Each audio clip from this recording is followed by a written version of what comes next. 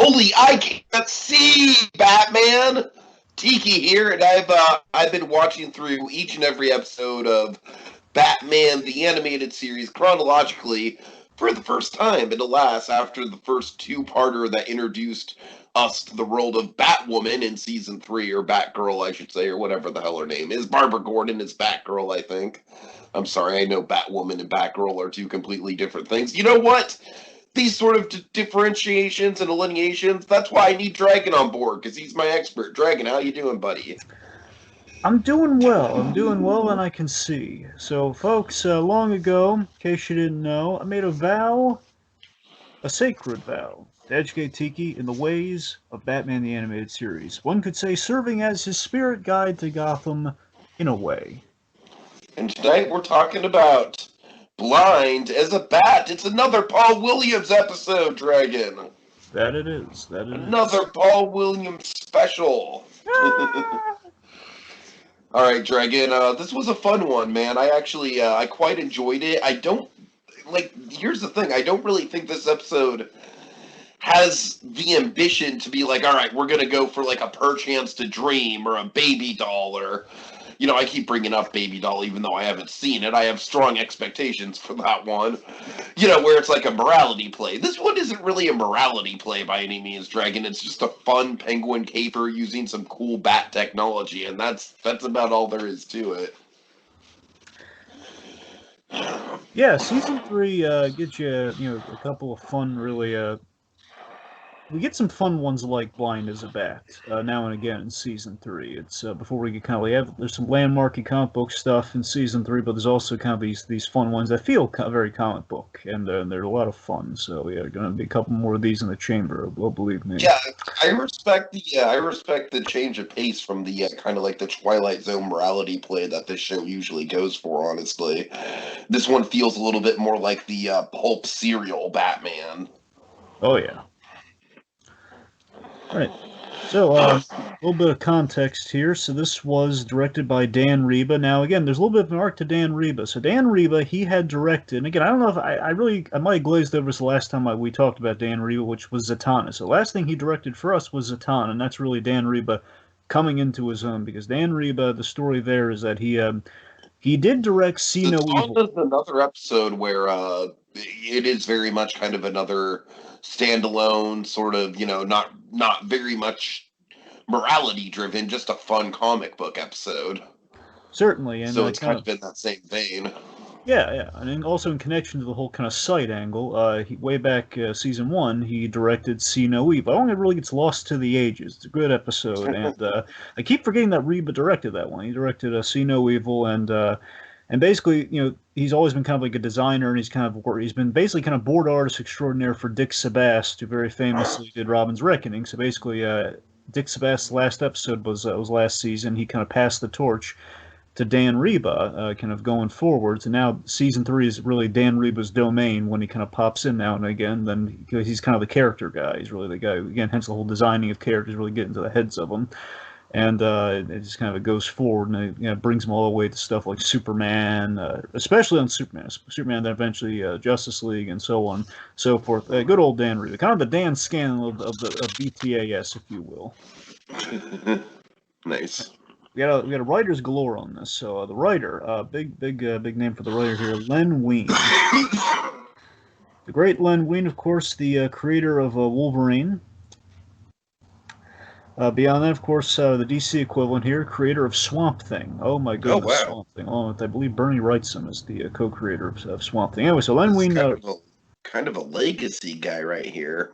Absolutely. Now, in terms of Len Wein, you've heard about Len Wein before, Tiki, because he had done. Name sounds familiar for sure. Yeah. Again, outside the whole co-creator of Wolverine and Swamp Thing, outside of that, which is still the guy could retire on that in kind of all of our hearts. Like he did. Look he's amazing. Look what he did.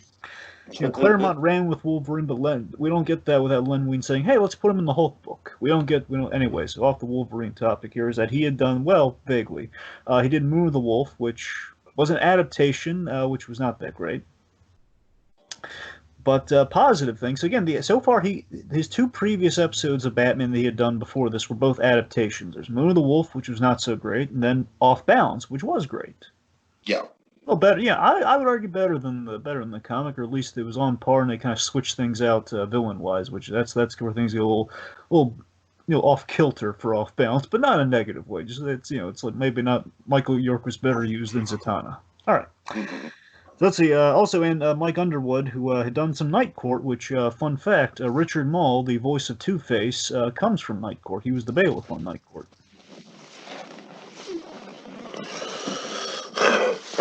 Okay, all right, Studio. Studio worked on this, and again, not making up this name, folks. Studio Junio.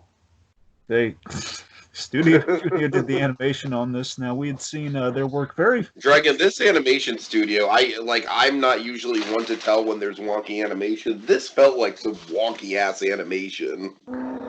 See, the weird thing about Studio Junio is I think they do good work, but it comes at... there's kind of a trade-off. They do good work at a trade-off in that it can come across as wonky, but it's like last episode where...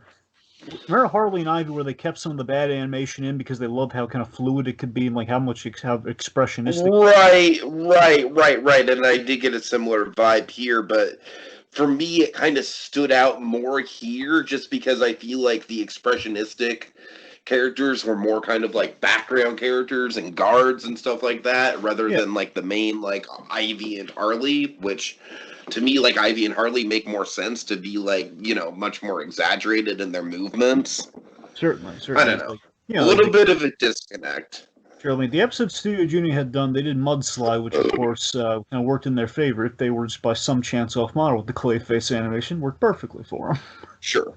And the Underdwellers, which, again, basically, I think movement is Studio Junio's thing, where basically if you have a character in full frame and they're moving, that's when you get a little bit of off-model stuff. Like Bruce Wayne in the opening of this episode looks a little...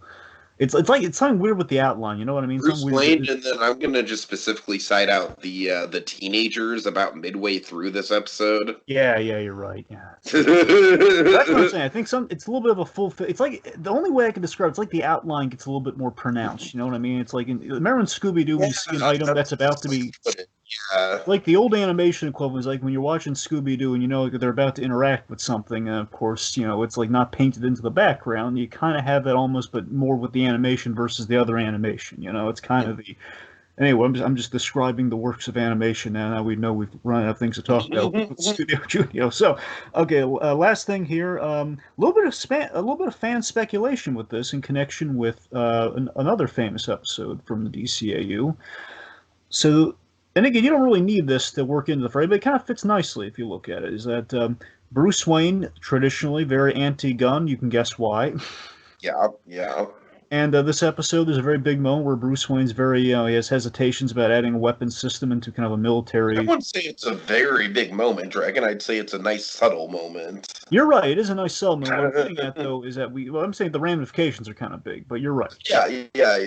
So the point being, Bruce Wayne, he's very anti kind of weapons for the military, more like helping the military, the Nomex survival suit sort of Bruce Wayne versus like, let's give him guns and a next-gen helicopter.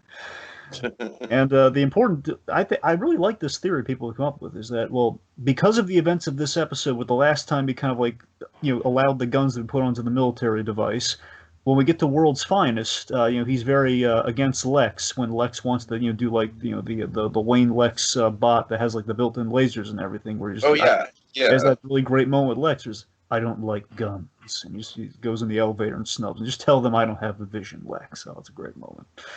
Anyway, so as I'm saying, some people connected those two together. I really like that theory. I think it's kind of cool.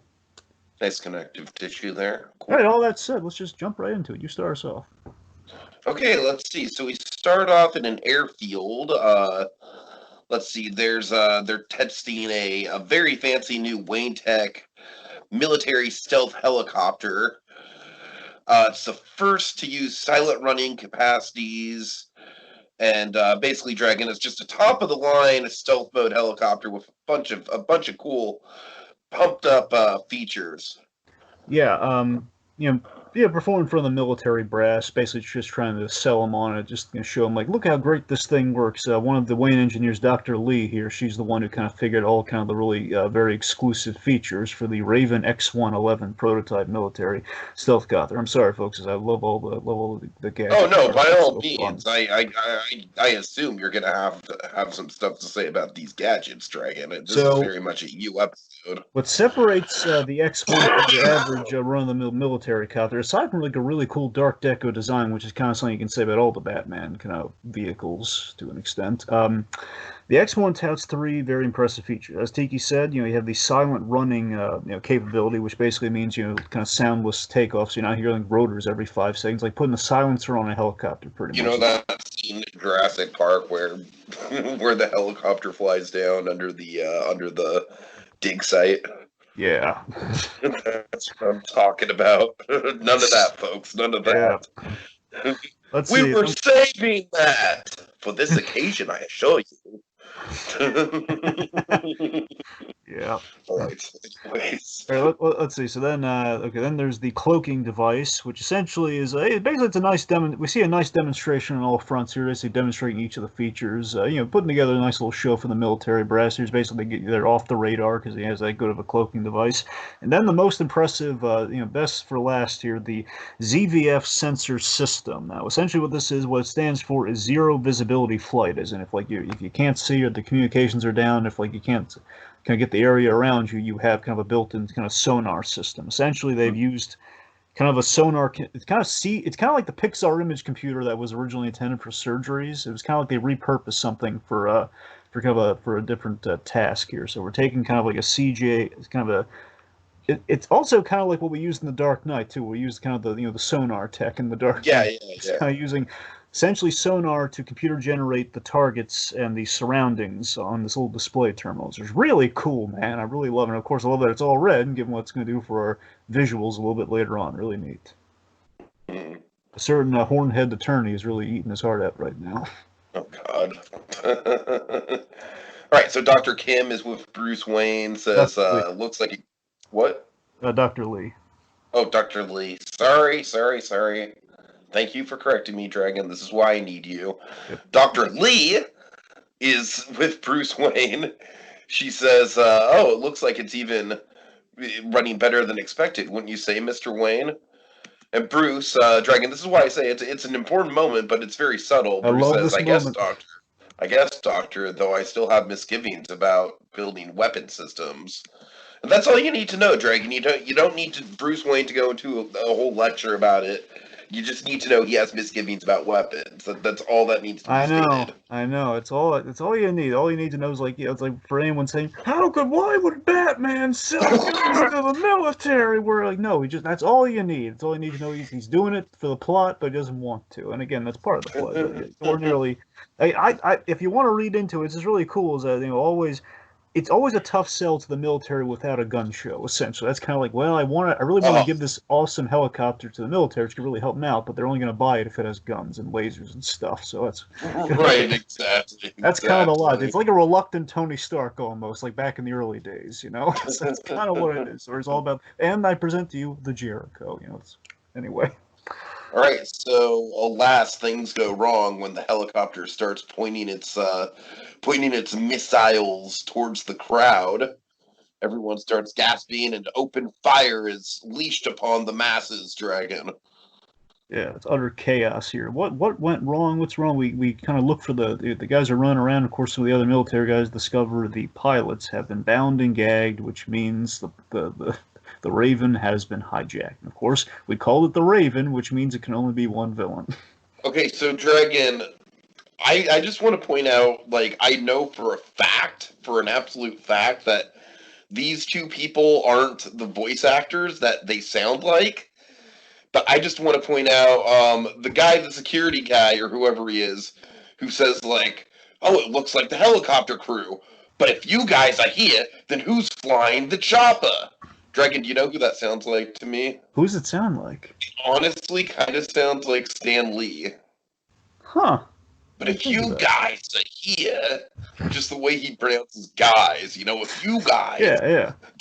No, I hear it. I bring it up, yeah. If you guys are here.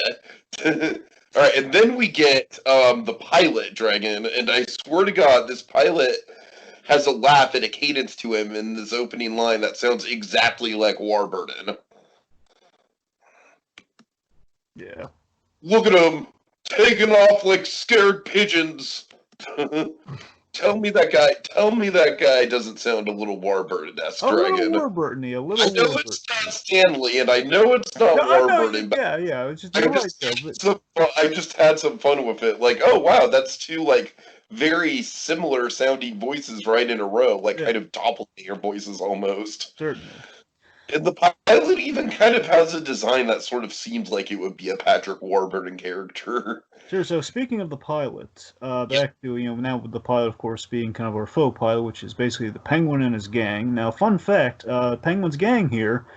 These are the same three guys from the Mechanic episode. I love it when the guys use the same goons. By the way, it's one of my favorite. Like the Riddler uses the same two goons in all three of his episodes, and I love that detail. And like the Penguin here, he's using the same like all bird-named crew, which of course leads to that weird Falcone thing where they just want a Falcon-named guy, and they pulled Falcone from the comics without realizing how big Falcone would be. Yeah, but it's a nice piece of continuity. I mean, regardless, the Falcone thing isn't a good piece of continuity, but in general, the idea of the crews, the different crews. Yeah, so we have Falcone, Eagleton, and Sheldrake, the three bird-named guys, and one of them, by the way, John Delancey, of course, Q from Star Trek and from Star Trek Next Generation, and Jane's father from Breaking Bad. Now, Falcone's the Patrick Warburton guy, right? Was he boxy, or did he have was he like the one with the black hair and the long face? Black hair, long face. That's Falcone, yeah. Okay. Anyway, so then of course, I love how Penguin's just like verbally threatening his crew the whole time with the umbrella, and it's a lot of fun. You find pigeons funny, my friend? No, boss. No. Good.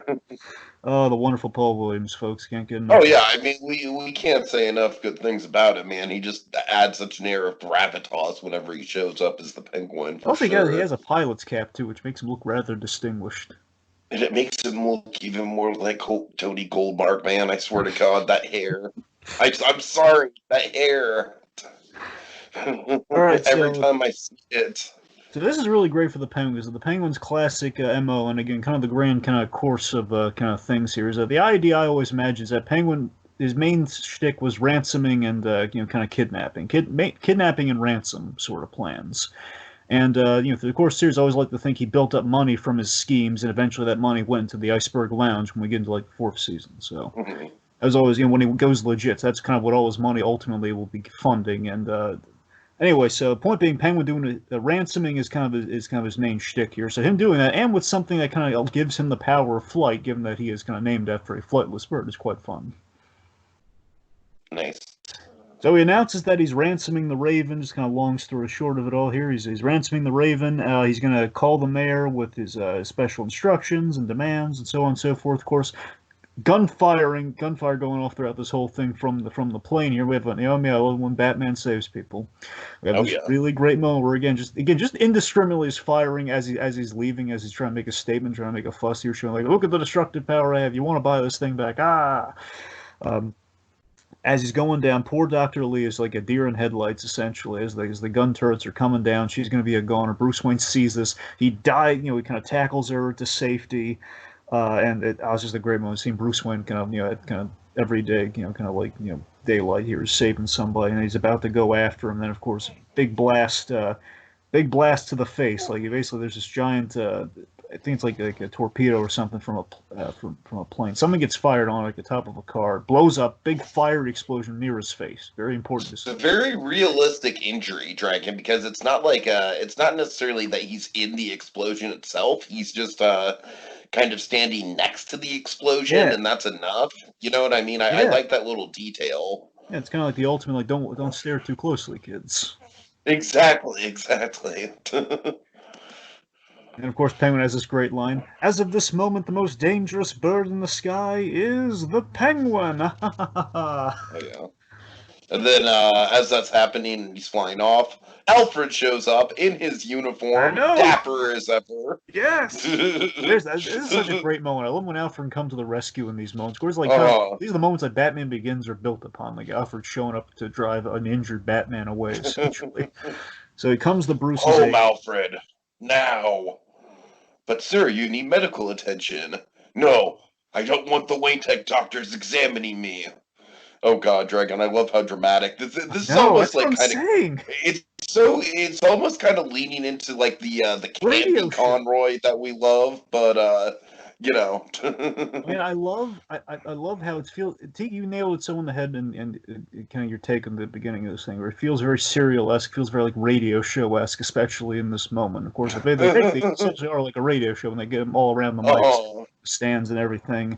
And basically, it's just this. I just love Conroy's performance is so good here. Just like I don't want the. It's so dramatic and it's so fun. Call Leslie. Have her meet us at the house. What am I asking, sir? Why all the secrecy? Want the Wayne Tech people to know that I can't see. I can't see. I love the freeze frame, Dragon. How just distraught Bruce Wayne looks with the with the milked over eyes. Yeah. Oh God.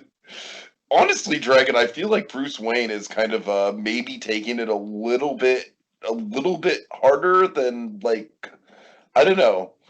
I just feel like it's almost kind of like I said, it almost kind of veers into the campy Conroy territory that we like, but it's almost a little hard to take it seriously for me at least. A little, I'm with you there. Here's the thing. Technically, I can't see. Yeah, Bruce Wayne, if he didn't know the third act of this episode was coming, he really wouldn't have anything to fear from the Wayne Tech doctors knowing that he was kind of temporarily blinded. That's what I'm saying, man. But again, knowing the third act, it would have gone everywhere in the press, and then maybe the Penguin could have put two and two together. So, but again, because of the plot later, that's why we need him to, like, absolutely can't, no one else can know. All right. Fair enough. Okay, so then we have still, you can agree it goes into campy Conroy territory. I can, but right? I really like it for like the radio show quality. That's what I'm saying. I love that he's given a dramatic performance for kind of a little bit of an overreaction. That's what it's like. Right. It's just the ramp up to it. I don't want the Wayne Tech doctor. It's like the whole like. It's like a Superman radio show, almost like the Bud Cort sort of thing. Like, no, that missile's gonna land. It's gonna hit the enemy continent too fast, Lois. We have to do something. That sort of thing. You almost hear the radio music behind it.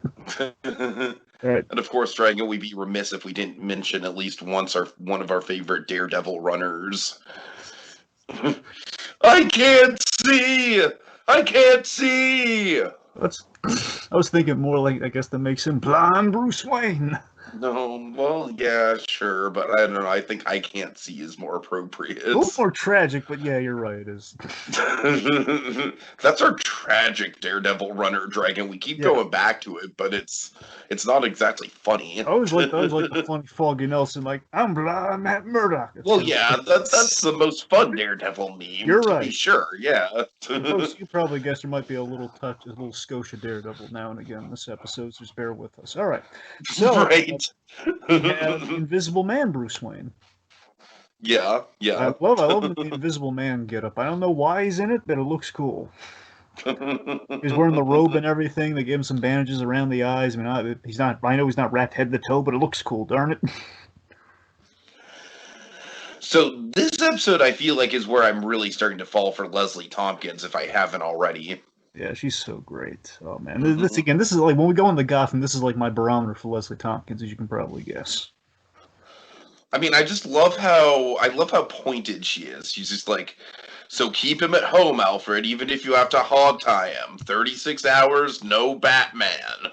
Mm-hmm. It's just like a freaking like teacher trying to discourage a troubled student. You know what I mean? Yep. And we've gotten a lot of Angel of Mercy. Has to do his homework before he goes out as Batman, Alfred.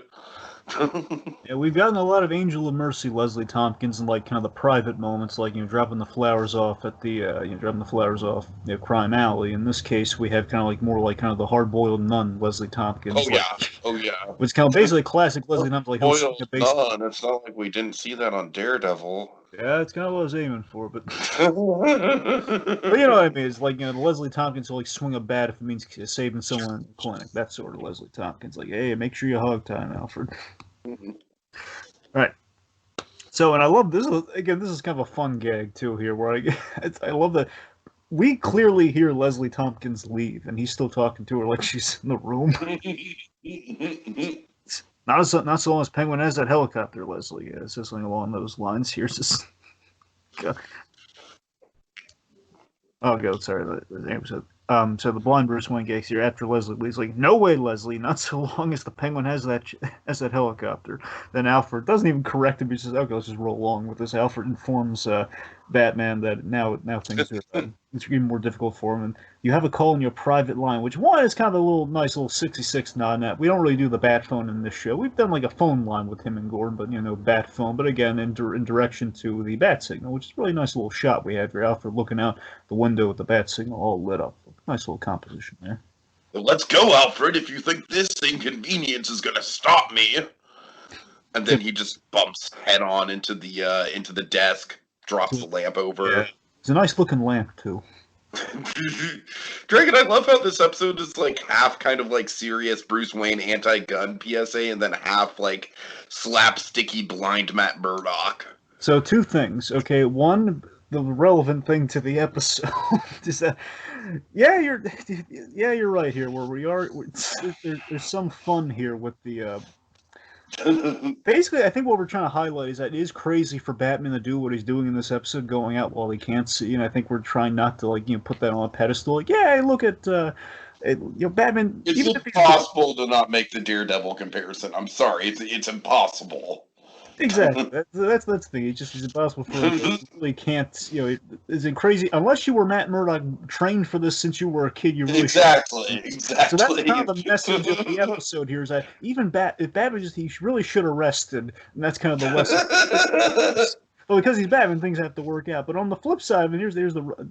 I don't know. It's quite fun. Again, you have to admire that he's still going for it. Though he does find some way to kind of achieve his goal, but still, importantly, it doesn't go well for him. So that's I like that. It's like a very messy trial and error. It's like this is one of the episodes where Batman is really off his game for a majority of it. I love it when Batman plays hurt, man. It's always dramatically interesting. One of my favorite all-time Batman moments is Mask of the Phantasm after he gets blown up by the cops and he has like the.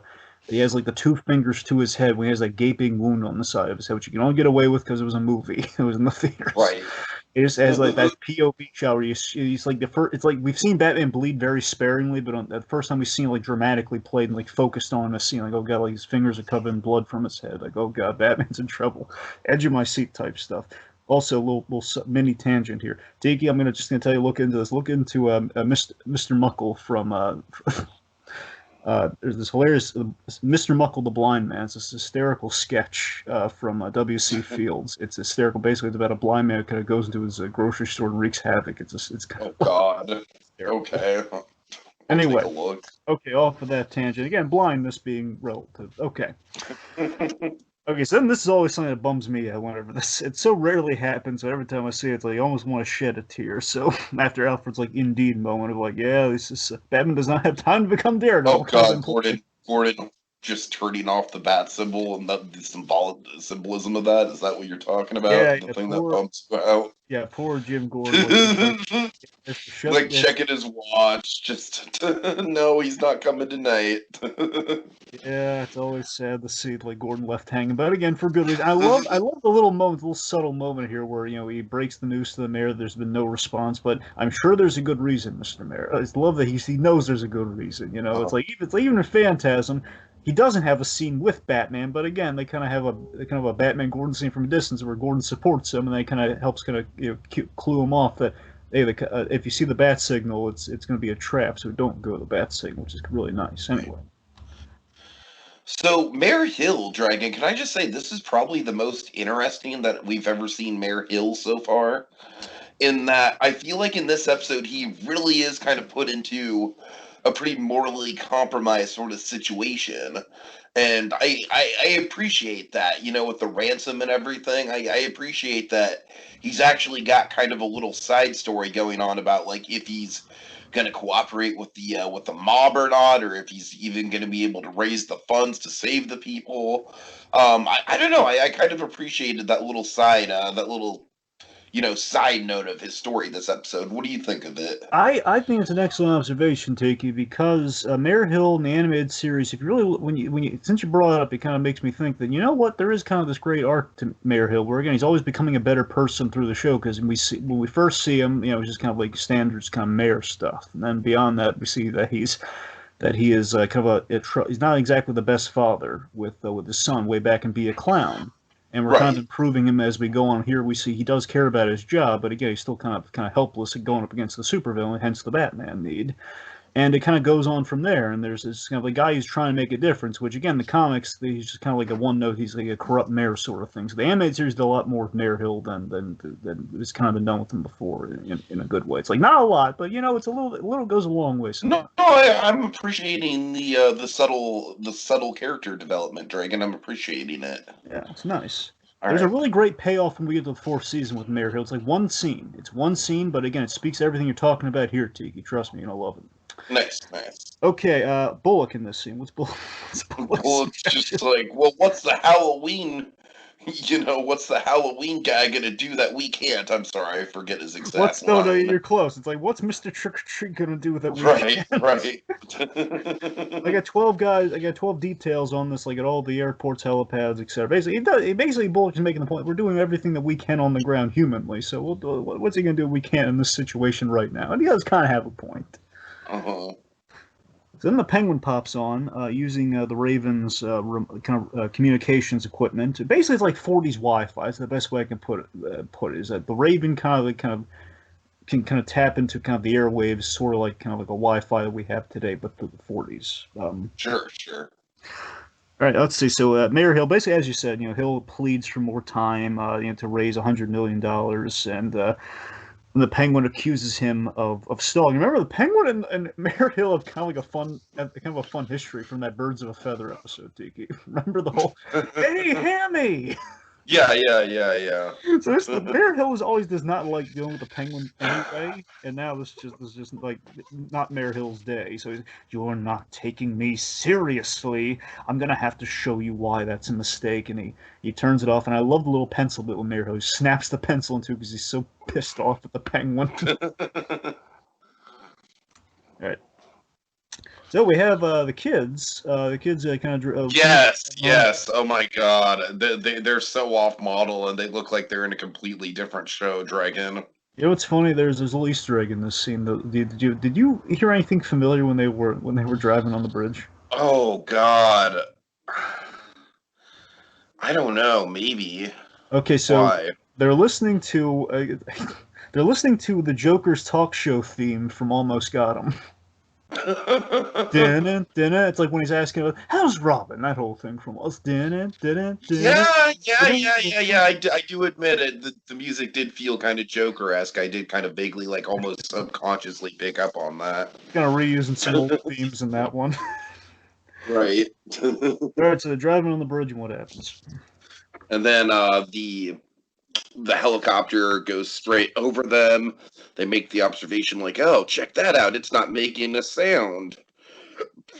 And then the copter just opens fire on the bridge cables. The bridge cables start to go out. The teens have to kind of perilously drive over the bridge as the bridge is it starting to collapse, Dragon, or is he just shooting out the cables? Well, what happens is he shoots out the cables, and basically as they're kind of falling, basically as they're on their way down and they're falling, they're about to kind of. I forget if it's like the cables specifically caused the collapse, or basically it's because now the cables have snapped out. I kind of read a little bit of both. I wasn't clear on that either. Well, I assume I think the physics of it is like once those cables, it's less the impact of the cables, more like the cables are gone, which now means the whole thing's kind of bound to collapse. I'm just saying I don't think they help. I don't think the cables falling helped either. That's probably what's gonna like maybe cause like a crumpling. I don't know. It's like a chain reaction. The point being, either way, the bridge kind of goes crumbling down into the ocean. Yeah, and of course, like, I love what one of Penguin's henchmen's like asking like the ethics of this. Like, boss, are you sure you want to do this? And he just zaps him like, hey, come on, I'm trying to do bad stuff. That's what I'm saying. Yeah, with the Penguin umbrella physical comedy this episode. Yeah.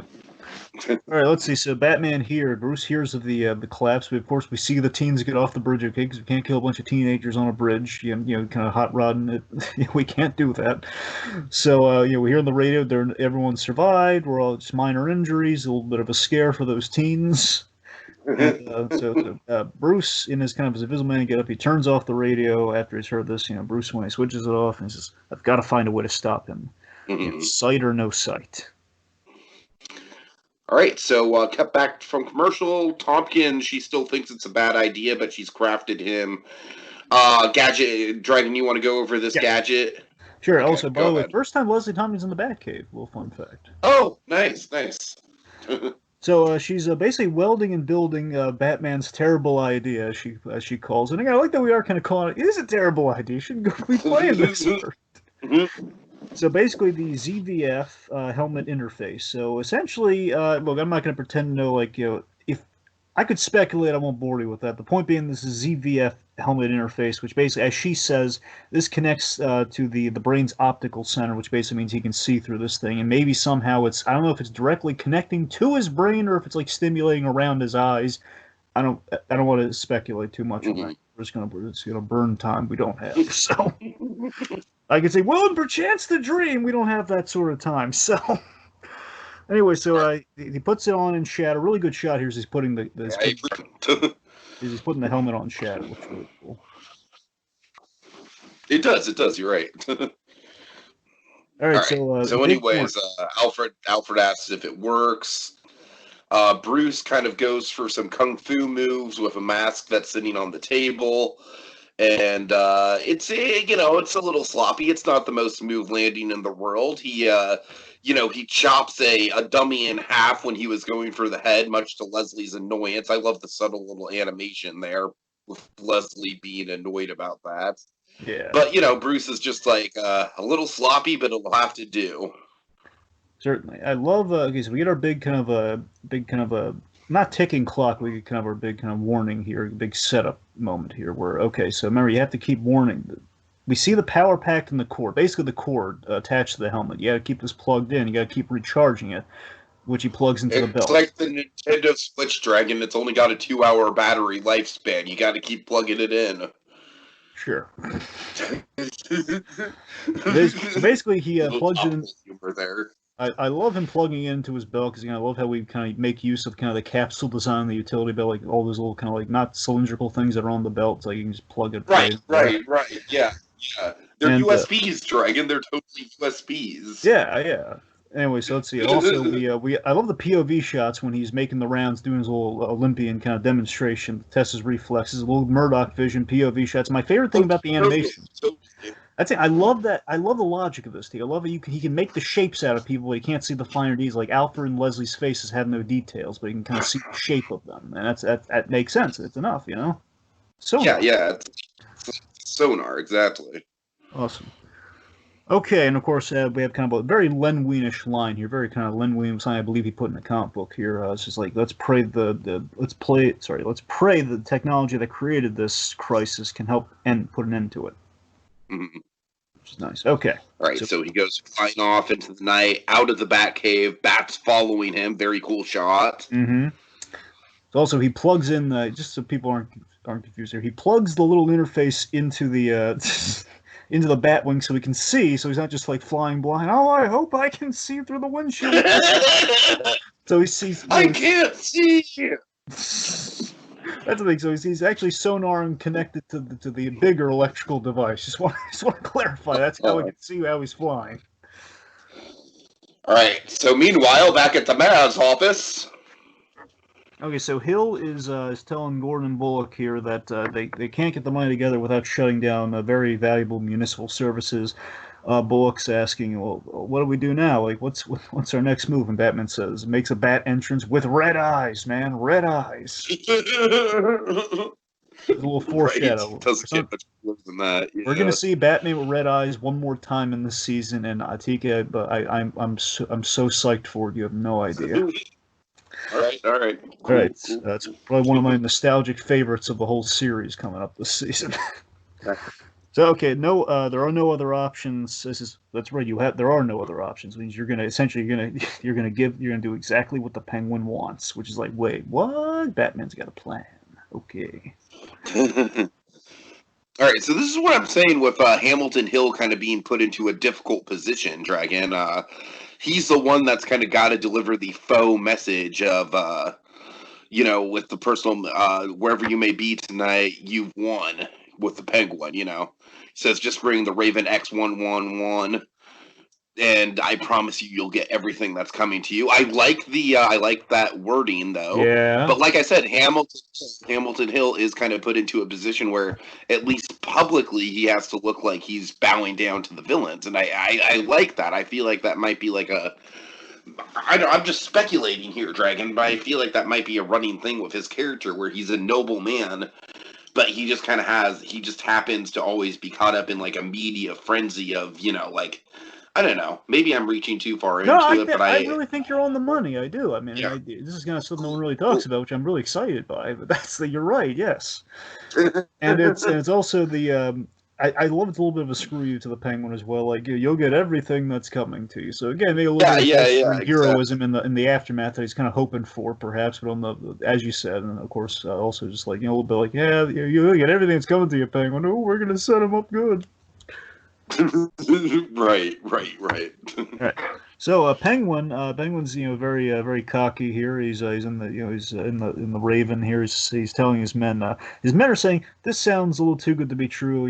They're men saying it sounds like a trap, sounds like a setup here, and he says relax. With the Raven's instruments, we will see any traps a mile away. And basically, if they double cross us, may heaven help them all. And of course, as he's like going down, like one of his henchmen's like the buttons on his shirt with like the blade and the umbrella. Yeah, really fun umbrella stuff this episode. Oh, that we do, man. I love when we do the multi-purpose umbrella and we get to do that a lot here. Okay. So the area seems secure. And then we have Penguin and Shadow look really nice in the episode here. Where you see them you can see the silhouette of the Penguin, almost like kind of the old school kind of Bob Kane, like cool cigarette design on the Penguin and Shadow. Yeah. All right, so it's payday. So of course they're saying it's payday. So Penguin and Falcone, let's just say Alberto Falcone, so we don't have to worry about that any further. Falcone, they go for the money, and then we have Tiki. They open the briefcase. What's in the briefcase? What's in the briefcase? Basically a little cheeky message, Dragon, that says, "Gotcha." Yep, and a bunch of phone books. The old phone book trick. Even Batman uses the old phone book trick.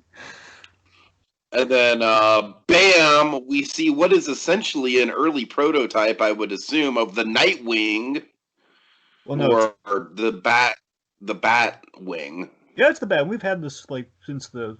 Okay. I think we've had it since the beginning, since that Unleather. Sorry, I know it's not the Nightwing. That's Dick Grayson's second alter ego. I'm sorry. Rob, I know you loved it so much. I respect that you named yourself. You can't name the Batcopter after yourself, Robin. I'm sorry, that's too egotistical. But Bruce, this is why I broke away from Robin to begin with. No, seriously, we see the Batwing. Right. Some really nice, glorious shots of the Batwing. It's of course very. Almost like Phantasm-esque shots, Dragon. Just the way it's scaled and everything, the lighting. Yeah, I've always said this is like the best. Not just specifically this episode. I'm saying the animated series is always the best the Batwings ever looked, and the whole Bat plane idea because they're making this giant flying saucer is just so cool. Yeah, it's really cool. Really good design. All right, so the Batwing has its own cloaking device, and therefore it kind of got past the Penguin. Of course, Batman, he's the one who probably gave the Raven its cloaking device in the first place. So of course he's gonna have a cloaking device. So let's see. So he fires nets. Traps Falcone and Penguin in a net. Yeah. And I love that Penguin just has a very astute observation. That plane must have had a cloaking device too. Yeah. And Penguin, once again, very multi-purpose umbrella. He uses his umbrella to cut the rope. Yeah. So they're running towards the Raven. They're boarding it, and which then leads to a very exciting aerial chase for the third act. Yeah. And Dragon, this is kind of where I like these Batman episodes to go. Honestly, I do appreciate like the kind of the slow build to the exciting action set pieces. I don't know. Like I said, I feel like this episode in general is just kind of a very, just a very well. It's a very economic episode, Dragon. I'll say that much. It's economic in a good way. It uses all its time wisely. Anyways, what's next? All right, so now we have this really sweet move. Basically, what he does, what he builds to in the chase after going after each other here, is that Batman angles himself with the Batwing on top of the X1, and he drops these giant, awesome caltropes. He deploys them onto the Raven's helicopter blades, and basically this is like what he used in Phantasm. He used a smaller version of these in his belt in Phantasm. Where you throw them at the car's tires and it blows them out little balls with like spikes on them. That's anyway. So he basically used the giant version of them here on top of the helicopter blades to basically make the thing crash. It crash lands in I think it's like a smelting plant or like the factory district of Gotham, because I think it's like they're smelting. Yeah, something like that, some sort of factory. Yeah, I mean, it's like there's like molten magma or something. It's like it's like a steel mill or smelting. I think smelting. It's very Mustafar, Dragon. It's very Mustafar. Precisely. So the two men, like that, Penguin's two other men are knocked out because we don't want to overcomplicate our awesome third act set piece. So we have to knock them out. Right. So the point being, like I said, you're right. It is economic, and I appreciate that as well. So as the Batwing circles back, they use the laser cannons while they're down to take out one of the wings on the Batwing, which damages it and also does damage to the fuselage, which basically is going to lead to the kind of oncoming explosion. So sort of I have this. I love this running gag I've seen with Batman sometimes in animation. Like also there's a real fun runner in Beware the Batman, the CG Batman show, like way down the line. It's where he has a rapport with the computer, and we kind of do a little bit of that here, where he's the computer's like saying, damage to the fuselage, and it's the whole, you basically tell him stuff very obvious. It's kind of like Jarvis without the personality, and just Batman saying like, tell me something I don't know.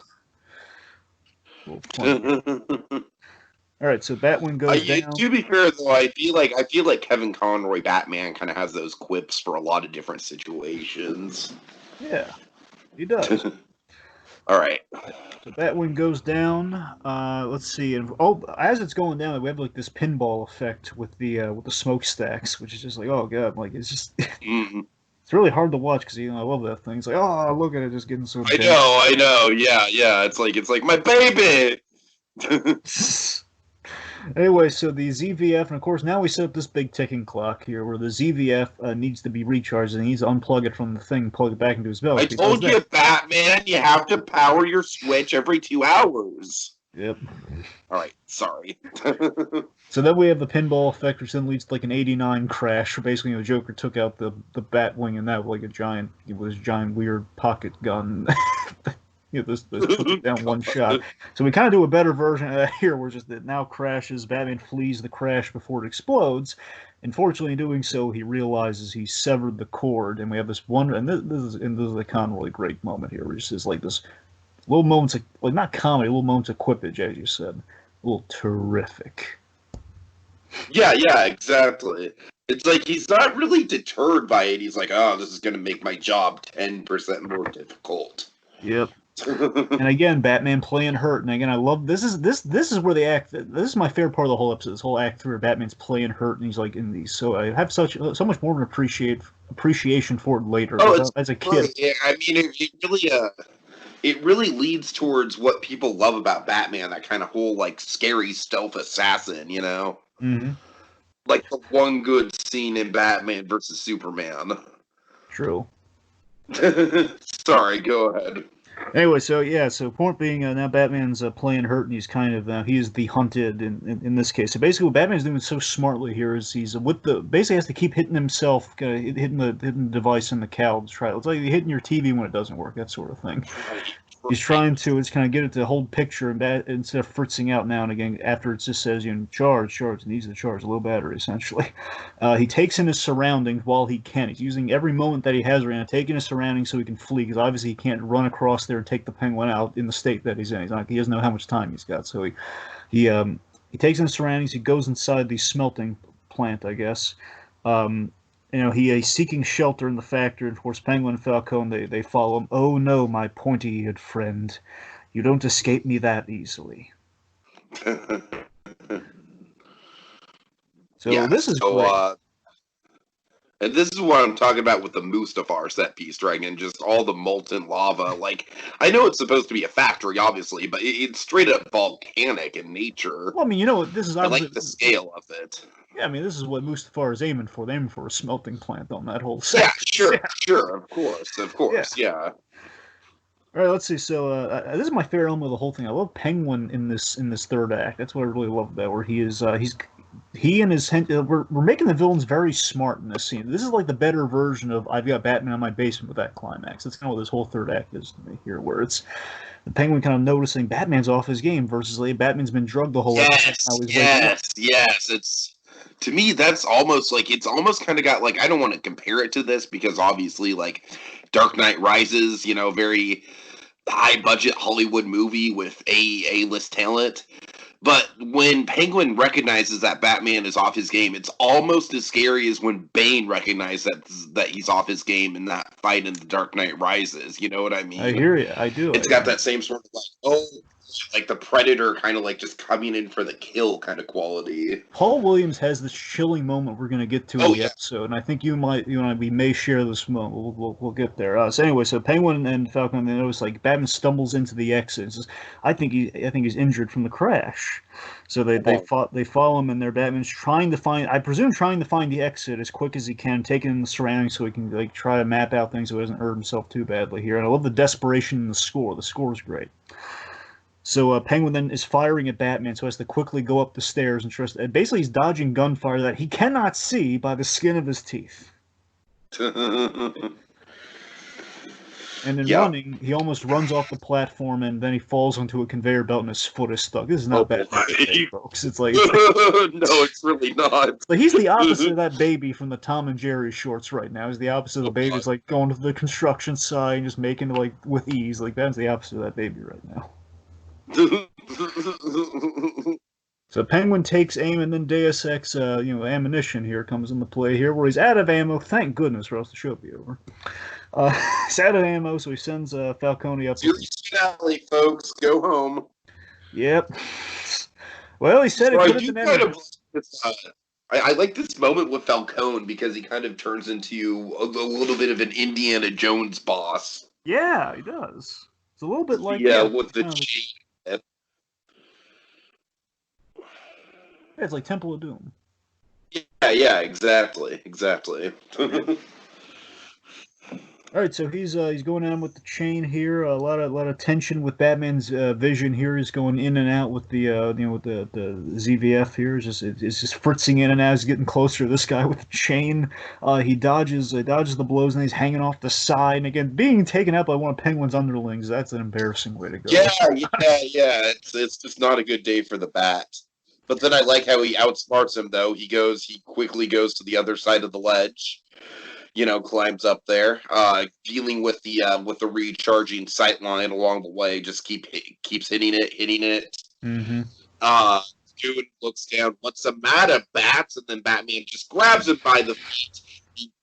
I love how he bounces off one of the one of the cauldrons. Yes, you hear the singe. You hear it singeing. Yeah. But then he just lands safely in the pile of dirt. Yeah, very conveniently. Yeah, it feels like this pile of dirt or coal or something. So he lands in it, and it's like, but yeah, seriously, that singe though kind of got me on the. Oh, God, I completely forgot about that. Yeah. That's why he's knocked out. It's less than fall, folks. It's not going to kill him, but it might be enough to, set him back a couple months. Yeah, I mean, I like to think again. Maybe the coal maybe helped him a little bit on that fall, but again, that's why he's not dead. But that's why he's not getting up either. So now, with that last action, Batman is completely out of power, and he's now totally blind. And again, he still has to deal with the Penguin, who again has more tricks up that umbrella, and that is not good. And this is what I'm talking about with the bait of it all, Dragon. Yeah, Penguin sees Batman around, and the look on his face is just like, oh, like I said, it's so predatory. Remember, here's the great thing about it too. So again, there's an off-model moment with the Penguin here, but again, it's justified with like just how fun this moment is though. See, it doesn't. It's like a we don't care off-model moment here, where Penguin now suddenly has eyebrows, but he gives a reaction that we're all sharing right now. I don't care about that because I know. It's very much. I feel like it very much fits. It's kind of what we were talking about with Ivy and Harley, last episode, where it's exaggerated, but it fits the moment. Yeah, and it's this bit, and this is the reaction that he has is to the realization. This is like we're with the audience, like on the edge of our seats. Oh no, this is not good for Batman. When the Penguin realizes, oh no, he's not that he's injured, he's blind. He can't see because he sees Batman knocking over barrels. That's when Penguin's like giving this like what reaction, and then of course he does this thing where basically like a screwdriver falls and he throws a batarang at like a crate, and then now Penguin knows he's toying with him. Now this is when we get into the Bane stuff where Penguin has the advantage. Oh yeah, and this is where we get like I've got that in my basement done right here, where the Penguin has the advantage over Batman, but he's so. It's just Paul Williams is owning the scene right now, where he's like he tosses the screwdriver, and again with a screwdriver, nonetheless, just like I've got Batman in my basement. It was like a duel with the screwdriver. Remember? Yeah. Even better anyway. So now he just proves his little theory here by throwing your aim's a little off today, Batman. So then, of course, like I don't think you can hit the broadside of a barn, let alone the broadside of this bird. You're blind as a bat, says the name of the episode. All right, so then, now this is a moment, this is the chilling moment here, where Batman now kind of like he's fallen here, because Penguin's toying with him now, like kind of trying to poke him with the umbrella.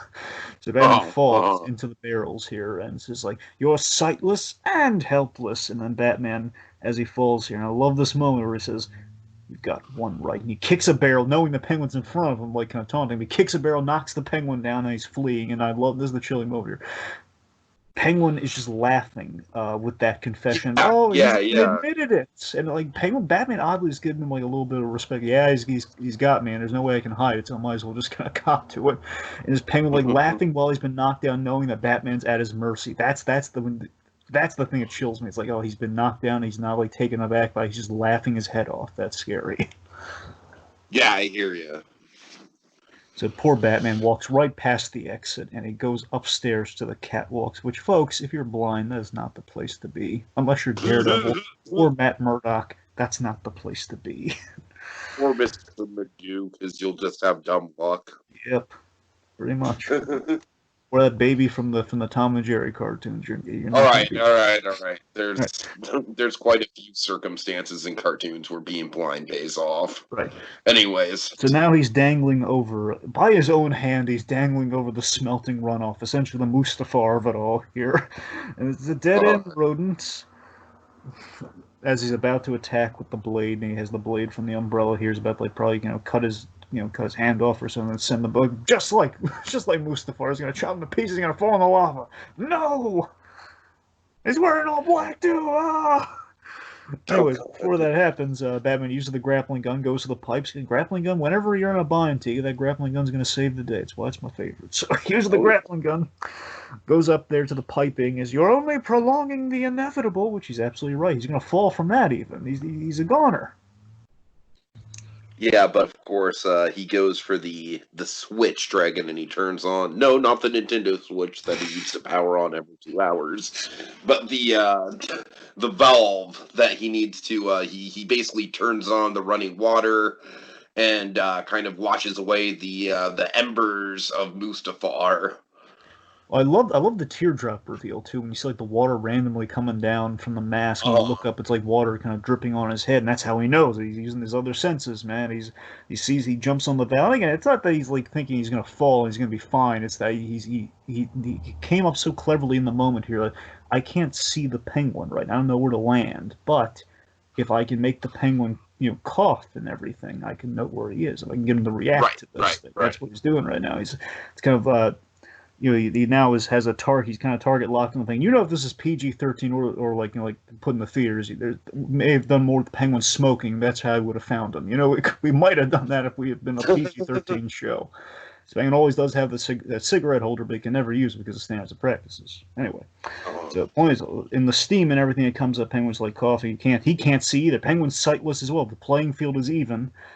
Batman drops down, and he pinpoints the attack and leaps onto the Penguin, taking him out and tying him up with his own scarf. He ties up the Penguin with his own piloting scarf. Very appropriate, yeah. You remember what Penguin's last line is? It's kind of funny. No, I don't have it written down, sorry. Okay, you're supposed to be helpless! Helpless! Good old Paul Williams. Yeah, and we have the big. All right, so meanwhile, last moment of the episode, we have Leslie, she says, I'd feel a lot better about this if you'd listen to me. She's unwrapping Bruce's bandages. I love how Alfred kind of gives a little bit of a horrified oh god when the last couple bandages. I know. The animation really shines in this last scene, don't you think? Yeah, absolutely. So the last bandages come off. Alfred's like, Master Bruce, and then Bruce. Let's see. Well, Alfred's like, don't tell me you can't. Yeah, Alfred. Surely you're not. And then he drops his newspaper. Bruce reflectively picks up the newspaper, sees the headline, Penguin back behind bars.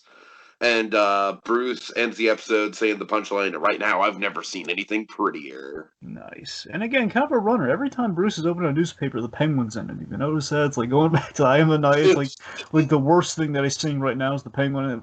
There's a running thing with Penguin and newspapers, like birds of a feather. He's been captured. His cell has little news clippings. Penguin and newspapers, man. It's like black, red, and red all over. I don't know. All right. Okay. Final thoughts, Dragon. Final thoughts. Not a complicated episode by any stretch. More of a. It's. Sorry. Again, it's kind of a more simplified and kind of better version of the Mechanic episode. One could argue it's more cohesive. It's more streamlined, simple. Again, it's a little bit more dazzling. It's it's nice to see. I really like seeing Batman played playing hurt, as I kind of said numerous times beforehand. Here, I like seeing him work through it, and in a way that we showcase how Batman never gives up and finds a way, just kind of what the whole character's about. So this episode covers a lot of ground by keeping it very minimal, as I think we've kind of discovered talking here. I think the episode's it's very much a glossed over episode. I don't know, I probably should have mentioned that earlier. It's not many people talk about this, but it's a solid one. It's again just showing you like a little off the beaten path season 3 episode. Still has a lot of merit. I don't know. Yeah, no, I mean, I quite enjoyed it. I very much got the sense that it was an off the beaten path episode, but with this podcast, sometimes I enjoy those episodes all the more because they're, not really all that talked about, and I'm going into all these episodes with a fresh slate. And so because of that, Dragon, I feel like I'm really able to enjoy this episode for what it is, which is, like you said, it's not the most complicated episode in the world. It's certainly not a morality Twilight Zone sort of deal like some of the more, acclaimed episodes of this show are. But, I mean, for what it is, we've got, a lot of fun, blind shenanigans with Bruce Wayne. And the Penguin, I honestly feel like has never been more intimidating than he is in this episode. I really think Paul Williams really got that performance down right now. And I honestly think the Penguin might be slipping up towards my favorite villains in this show. I mean, Hamill's still probably number one, but I'd probably say Paul Williams' Penguin is my number 2 favorite villain on the show right now. Oh, we'll see if that changes as we get deeper into season 3, my friend. We'll see if that changes. Yeah. All right, take us out, Dragon. Robin kidnapped. The Demon's Head revealed. A globe-trotting team-up. Can Batman and the mysterious Ra's al Ghul save the children before it's too late? Will Ubu quit shoving people? Can Batman unravel the mystery of what's really going on? All the answers and more. Same animated Bat time, same animated Bat place. On the next visit to the animated Batcave with The Demon's Quest, Part 1. I'm personally interested in the shovel.